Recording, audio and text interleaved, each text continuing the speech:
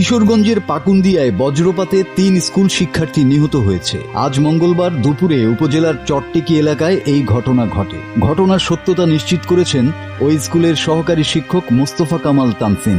নিহতরা হলেন উপজেলার চট্টেকি নামাপাড়া ফকিরবাড়ি গ্রামের বাদল মিয়ার মেয়ে ইরিন, একই গ্রামের জালাল উদ্দিনের মেয়ে প্রিয়া, বোরহান উদ্দিনের মেয়ে বর্ষা। তারা ৩ জনই চট্টেকি গার্লস স্কুল অ্যান্ড কলেজের ৯ম শ্রেণীর শিক্ষার্থী।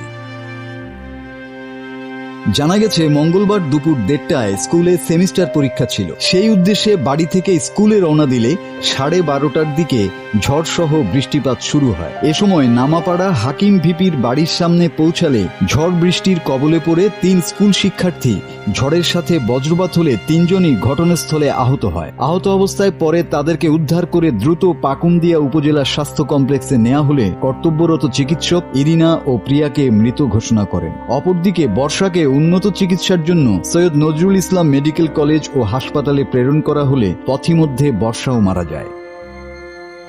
পাকুন্দিয়া থানার ওসি মোহাম্মদ সাখাওয়াত হোসেন বজ্রপাতে ৩ জন স্কুল শিক্ষার্থী নিহত হওয়ার তথ্যটি নিশ্চিত করেছেন। মাসুদ হাসান, বাংলা টিভি।